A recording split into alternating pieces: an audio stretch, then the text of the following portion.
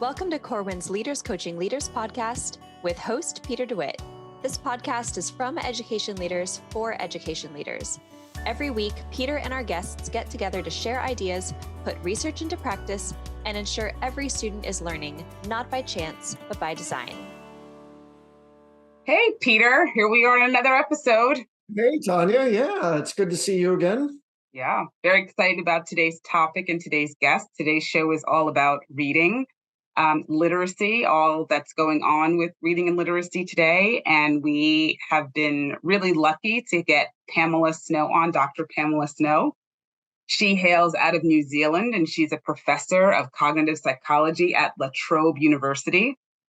In 2020, she co-established the Science of Language and Reading Lab, SOLAR, to research things like teaching, advocacy, and graduate supervision. She's the author of I think, a really titled blog called The Snow Report. Everybody should read it. You'll hear about it during today's show. She is just a really fascinating guest who is very frank, another really frank and candid guest about what she believes children need to really excel. And I think readers are going to be, or listeners are going to be really moved by her analogy of education as a health intervention. Mm-hmm. And that if we think about it like that, the impact of what we are or not doing in schools on children, especially the children who need it the most, is absolutely profound. And I've always feel urgent about this, but I think it lit an even new level of urgency about getting closer to right when it comes to how we're giving instruction on reading to our children. Yeah, it's early in the morning for us on a Monday morning as we record this podcast, and getting up at 5 to 7 on a Monday morning to do a podcast. I was ready to go, but listeners are going to hear me ask her to tell a little bit about her background, and that's when she started talking about the fact that this is a public health issue. And the way that she frames it is just, to me, something we need to lean into, because I certainly did. As soon as she started talking about that, that just opened up a whole host of other questions for me. And one of the things that I want listeners to hear too is that she had mentioned she doesn't want to offend anyone.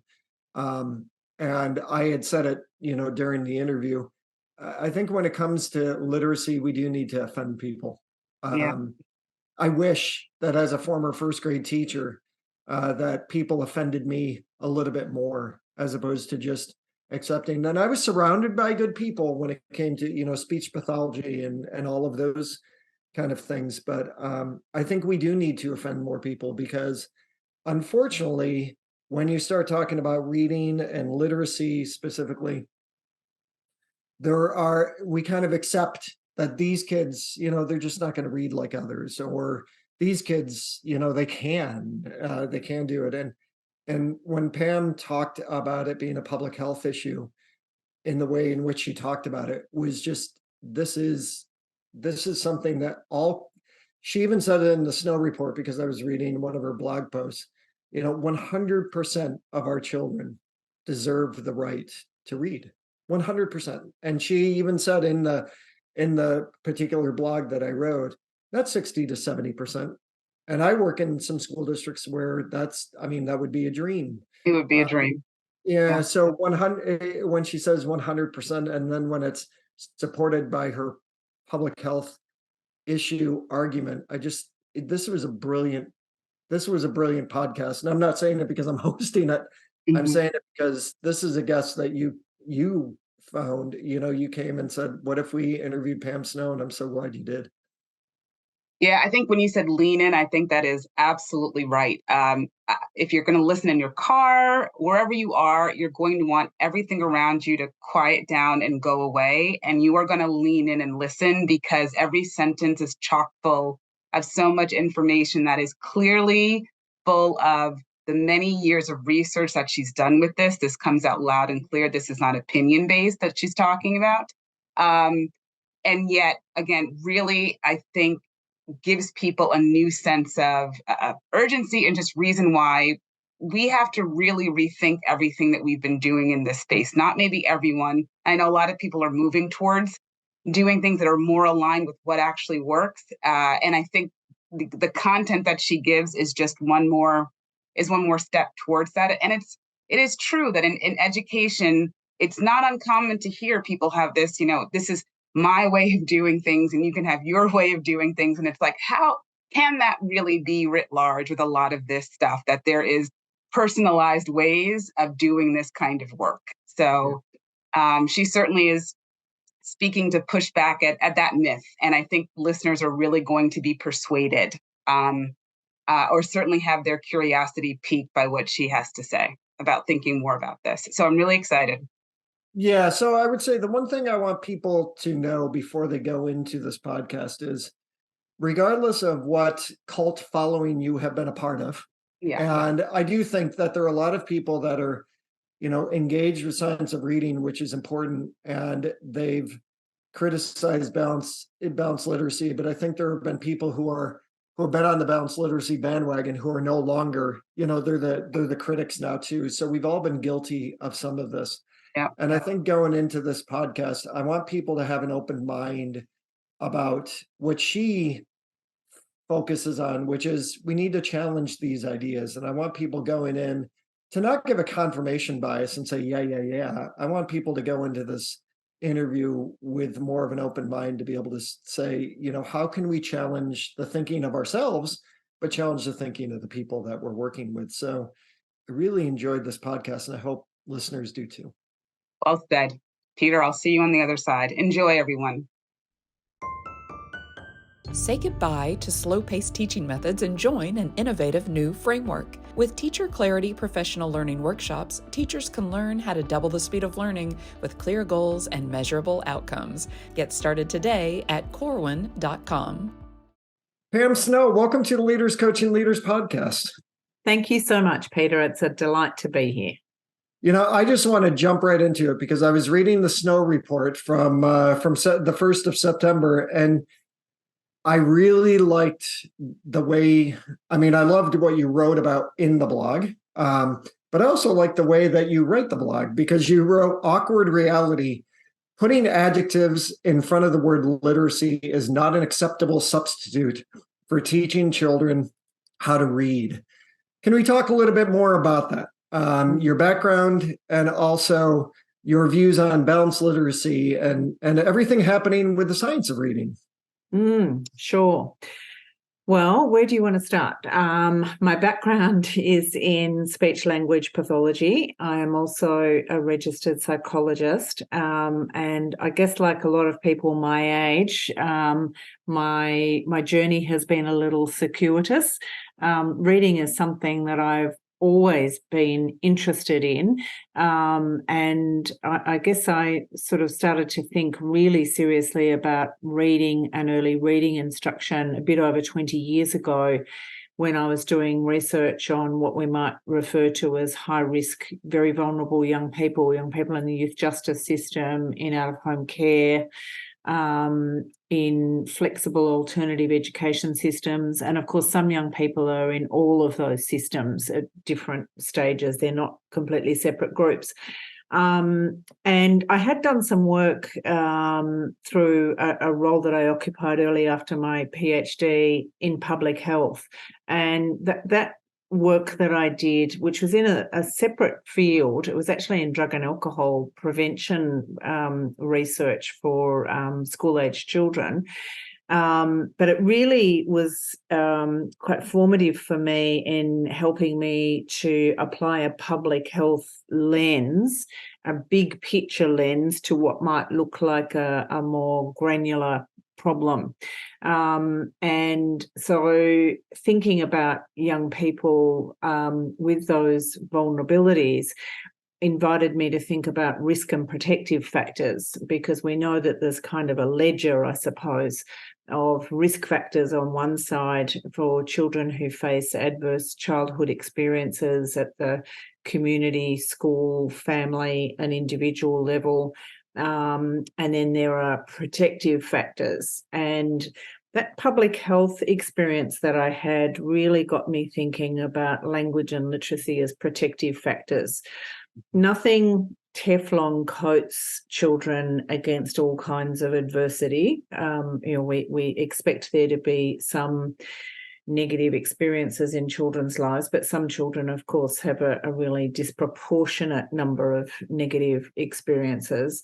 But for me, I suppose there was coming into the reading field via that public health doorway, it was quite illuminating for me to be thinking along the lines of, will all children go to school? Well, most children go to school. There are some children who are homeschooled, but let's say, for argument's sake, at a population level, all children go to school or exposed to education. So that's a public health intervention. That's something that we can be offering to all children, and we should be offering it in an appropriate dose and an appropriate level of quality and impact to all children. And it's going to be more important potentially for some children than others that we do get that impact and quality right. So that was a very important part of my thinking as I came into this field, that education is in fact an intervention. And at that stage, I hadn't heard of response to intervention, but it's interesting now that that's a big part of our discourse. And of course, for many teachers, I think when they hear that term response to intervention, for the first time, it can perhaps be a little bit jarring almost, or a bit mystifying. Why are we talking about intervention when tier 1 is about instruction? But again, that's that public health thinking that we need to be preventing problems at the outset.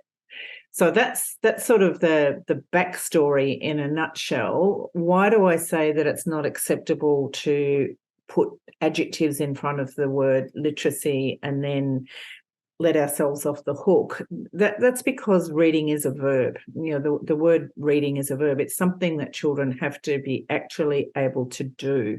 It's a biologically secondary set of skills. It's something that most children are not going to just intuitively pick up. Of course, children in even only moderately optimal circumstances in the preschool years are going to be exposed to print, and they're going to notice environmental print, and they're going to notice letters that are in their names and so forth.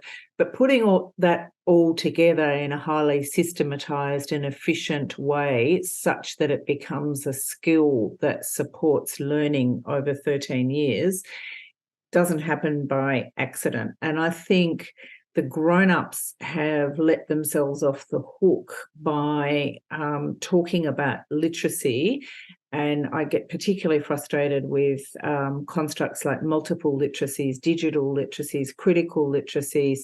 To me, and I don't want to offend anyone, but I think they're fluffy terms.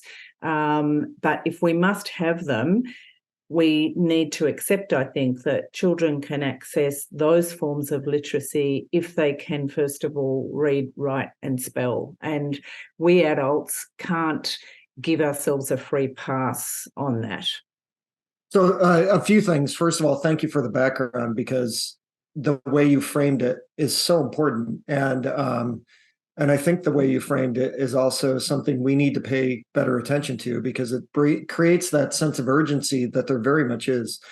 I work in schools sometimes that have a very low proficiency rate when it comes to literacy. And you're right about the adults. Sometimes they don't seem to see, they let themselves off the hook. So I don't, when you said you didn't want to offend anyone, I think we do need to offend some people because I think we need to challenge we need to be able to challenge our thinking. You were talking about balanced literacy. We know that there's the reading wars and, the science of reading and Readers Writers Workshop and those kind of things. Why do you think that those programs, because that's what they are, why do you think those programs can go on for decades? Not even like a few years. We're talking decades here, where they've got this huge kind of cult following. Why is it that they can go on for so long without anybody really, I don't want to say without anyone questioning it, because people like you have questioned it, but without more people questioning what they're doing? Is it because I was a former first grade teacher, so I taught first grade for 7 out of 11 years. I taught students how to read. But I think back to our pre-service college days where I didn't have a literacy background. So is that part of it too? Is it not just that adults are letting themselves off the hook? Sometimes they're not prepared to be able to teach it, and they kind of go in with this confidence, well, anybody can teach somebody how to read. I know I just asked you a load of questions because you have my mind going very early in the morning for me, very late at night for you. So I'm going to start with the basic, which is, why is it something like balanced literacy was allowed to go on for a couple of decades without more people questioning it in the first place? It's a very good question. And I guess like all, it is really a complex question. So there's probably lots of simple answers that are wrong. The answers are going to be complex and multifactorial. I think balanced literacy presented a pleasing fantasy for the adults. So the policymakers, the university academics, the school administrators, the classroom teachers. It was a mass fantasy that everyone wanted to buy into and was invested in making it true, because in the world of balanced literacy, adults get to do the things with reading that they enjoy, like reading beautiful children's books to children and talking about beautiful children's books, and doing things in the classroom that make children look busy and engaged, giving children paper and something to write with, and inviting them to write a page of text on a Monday morning about what they did on the weekend, even though they can't yet write a sentence and they don't have any actual mental schema of what a sentence is. I think there's been a complex domino effect that happened when something was taken away quite quickly in, let's say, for argument's sake, somewhere around the 1970s.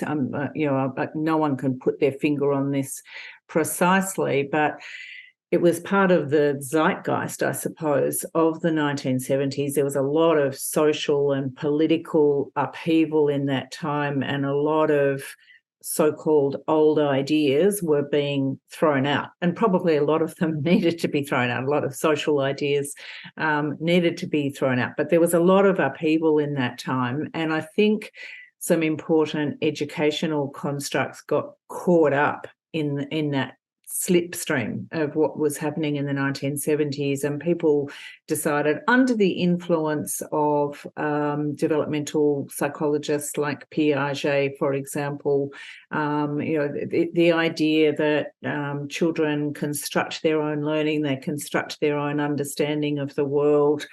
The influence of whole language theorists like Kenneth Goodman, saying things that were very appealing to the stakeholders. Because if those things had turned out to be true, then life would be a lot easier for education academics and for classroom teachers and for administrators. The problem is that those things were not true or accurate. They were not tested adequately. If you think about what has to happen in your country and in mine before a new drug or medical device can be taken to the market, to the population, and applied at scale, there were no checks and balances in place in the 1970s. In many cases, there aren't great checks and balances now, I hasten to add. But, everybody got very excited about the idea that we don't need to teach grammar anymore. We don't need to teach spelling anymore.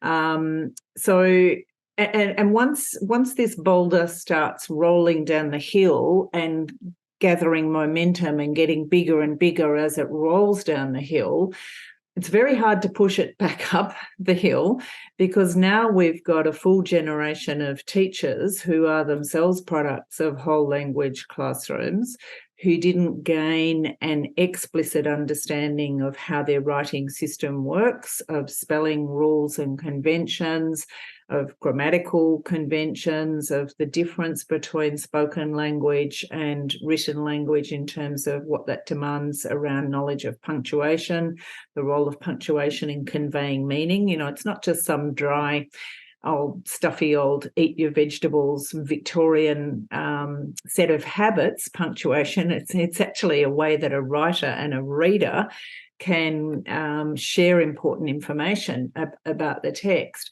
So this was all thrown out. It was thrown out quickly.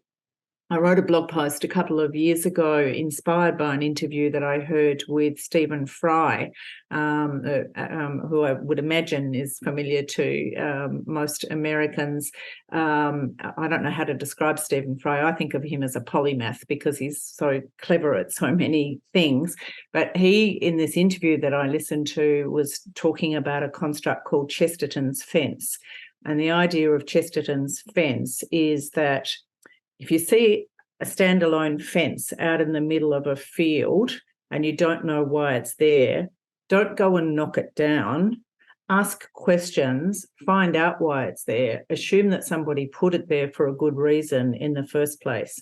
And I think that kind of first order thinking wasn't applied back in the 1970s. Why are we teaching these things?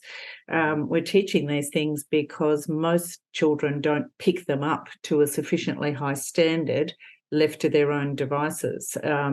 We didn't have David Geary's language around biologically primary and biologically secondary skills back in the 1970s, but we did have a sense before then that some things needed to be taught in order to be learnt well. And so I think that was very convenient for a lot of stakeholders, and I think it continues to be convenient. And I think that continues to be why so many people have dug in and why so many education academics have dug in, and universities in Australia, I think, are pretty anxious about recommendations that have arisen from our most recent inquiry or review of teacher initial education, which is saying this content needs to be there. And of course, most universities don't have staff with the knowledge and skills. This is not something that can be done overnight any more than we can backfill the knowledge and skills of an entire teaching workforce overnight. I've worked with John Hattie over the past years, for many years, and two of the questions that I always, when I'm coaching leaders or I'm running workshops, two of the questions are, how is this going to have a positive impact on student learning, and how are we going to evaluate our own impact? And that's for everyone, whether we're talking about teachers or leaders or me as somebody who's facilitating workshops and doing coaching. I like Stephen Fry's analogy about the fence, because I think that's really a brilliant one. Why are we doing what we're doing? And, Tanya, who is my co-host and producer of the podcast, who's also my editor, we worked on a book last year on de-implementation, creating the space to focus on what works. And one of the things that we talked about is over-implementation, thin content, nice packaging. And I think that it goes back to me when you said, I don't want to offend anyone.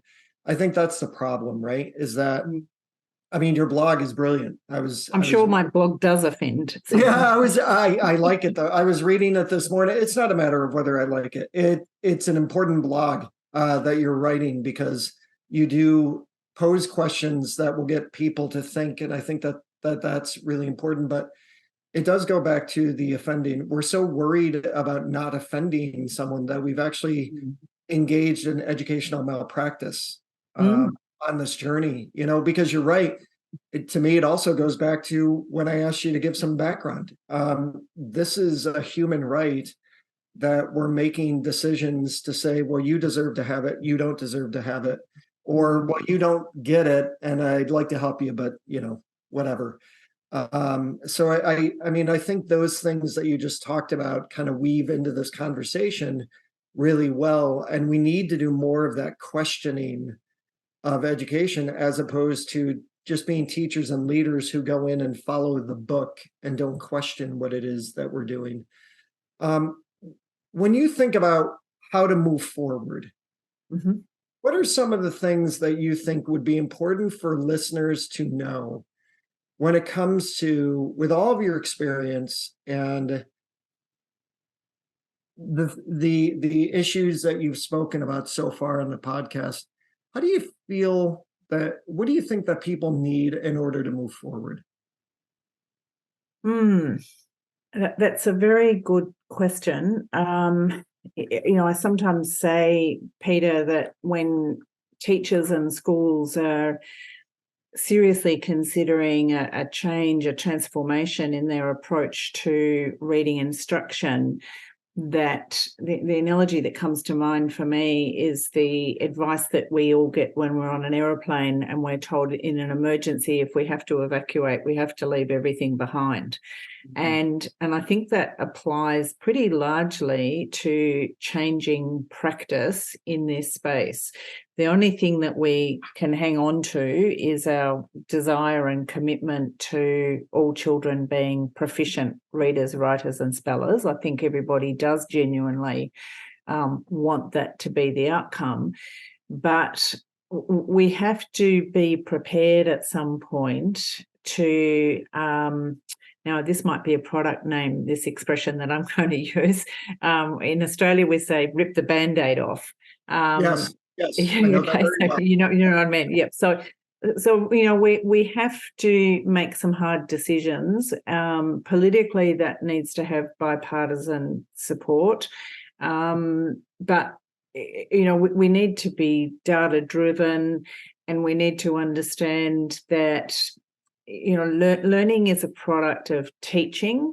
If we go back to the idea of school being a public health intervention, what happens in the classrooms is really one of the few things that the grown-ups get to, for want of a better word, control in children's lives. We don't get much control over what happens in their homes, the way that they're interacted with, the amount of screen time, the amount of text exposure, the complexity of the conversations, the opportunities that they have to visit museums and other cultural places that build background knowledge and vocabulary. That's all almost impossible to directly influence what happens in the home.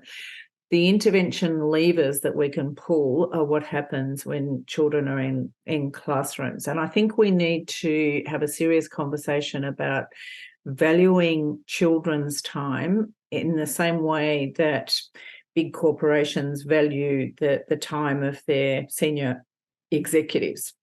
Look at the dollar value we put on CEOs. We should be putting that same dollar value on the time of children, because a 5-year-old who has half of their day effectively wasted doesn't get that time back again. That's just gone. We have to be building sequentially and incrementally so that we're investing in children's futures, not just patting ourselves on the back for keeping children busy doing things that adults find pleasing and engaging and aesthetically appealing.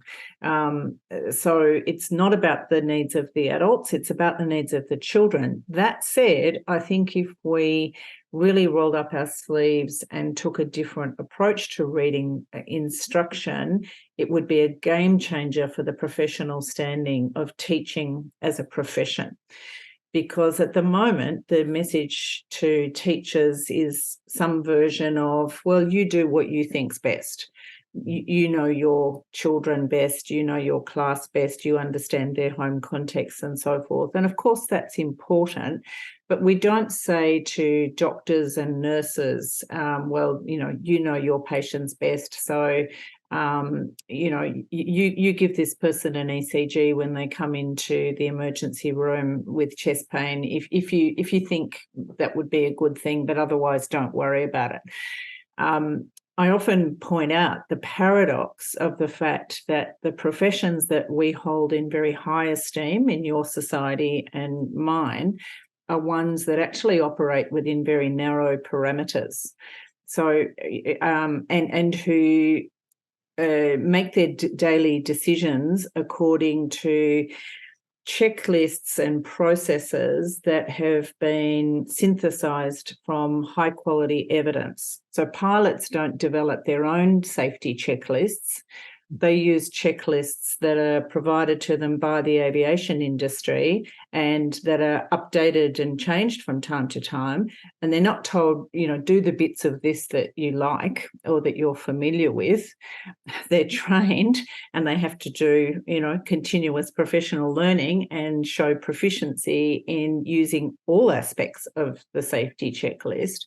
And we hold pilots in high esteem. They work within very narrow parameters, as do doctors, psychologists, nurses, engineers. I think it would be tremendously beneficial for teachers to be given a highly specialised body of knowledge about the science of learning, the science of reading, as two big broad examples. Now, they're bodies of knowledge, they're not pedagogies. There are pedagogies that come out of those bodies of knowledge, and practice needs to evolve over time. But professionals are people who know things that other people don't know. And I'm not sure right now that when people graduate from university with a teaching degree that they have enough specialised knowledge that other people don't have. Yeah, and that is so beautifully said, because it also goes back to the responsibility piece that you were referring to earlier, because you said bipartisan support. And when I think of politicians in the United States, the last thing they're doing is bipartisan support on education. They're bashing education. But also, I think about educators who, don't think they need to be professionally developed and go to professional learning. So there's a lot of responsibility on the part of all of us. But I want to thank you, because there's so many things you said that will give listeners, they're going to pause, and they're definitely going to be listening to this podcast again, I think, because there's so many nuggets of information that you have provided. And I enjoy the way that you say it. So I think people definitely need to check out the Snow Report, because I really enjoyed not just the content, but how you frame the content is very important. So Pam Snow, thank you for being on the Leaders Coaching Leaders podcast. Well, thank you so much, Peter. It's been lovely to chat with you. Enjoy your day, and thank you to Tanya as well. Yes, enjoy your evening. Thank you. So Tanya, that to me, in the podcast, I think I said something for the first time that I have, not that I don't want people to, re-listen to podcasts, and I know they do because they talk to me about that all the time. But this is a podcast interview that I'm going to listen to more than once, because she has so many nuggets of wisdom that she talks about that are based in research. And I enjoy the way that she presents it as well. It's a very difficult topic. It's a well nuanced topic. And I think she does a really good job of kind of weaving you through all of those nuances where you're kind of thinking of, oh, that makes sense to me, right? I need to learn more about that. It was just, I really enjoyed this interview. Yeah, so the couple of things that stand out. One, I'm going to be seeing Chesterton's fences everywhere. Yes. It's the third time I've actually bumped into that analogy or way of framing or thinking about how we should or should not move through the world. And this one is making it stick. And that's just the idea of you can't throw out things that you don't understand. You must first understand them before you decide to jettison them. And I think going back to your earlier point about we're all maybe guilty of being in some kind of cult-like thinking, so that whatever side you're on for this, don't make the Chesterton's fence mistake yourself. Don't think the answer is to get rid, because everything has probably some grain of value to it, which is why it lasts and it sticks as long as it does. So even for balanced literacy, if it's been popular for decades, there's something in there that made it resonate with people. And there's probably something there that we don't want to throw out. So that's one thing that stood out with me. The other piece was just, we always talk about wanting to treat teachers as professionals. We want them to be treated as professionals, and we will lament that they're not.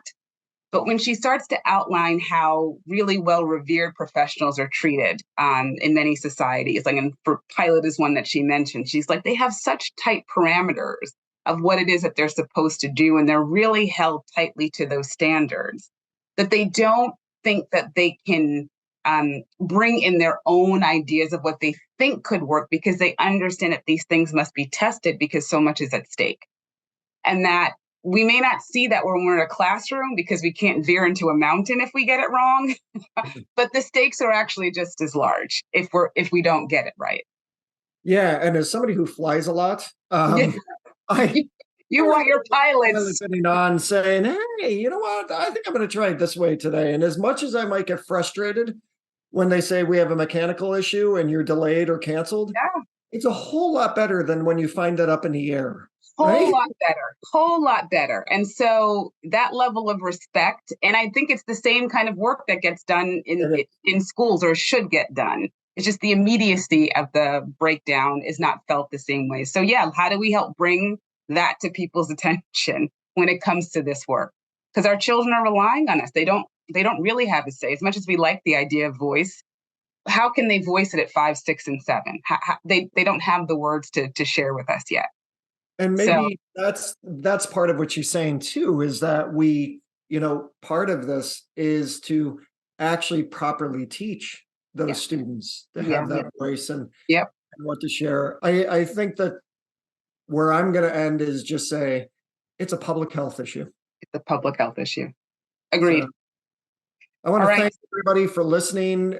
Please give us our feedback. Tanya, I still, I continue to get tweets. I continue to have people at workshops come up to me to talk about how much they enjoy the podcast and our guests. So, this was a really good one. Good choice on your part. So thank you for bringing Pam Snow onto the Leaders Coaching and Leaders podcast. Yeah, together we make one heck of a team. So look forward to seeing what we learn about next time. Please like us, subscribe, share, all of that stuff. Give us feedback wherever you're able to. We'd really appreciate it, because we want to make sure we're bringing you the kind of content that you need. Yeah. All right, Tanya, always good to see you. See you next time, Peter.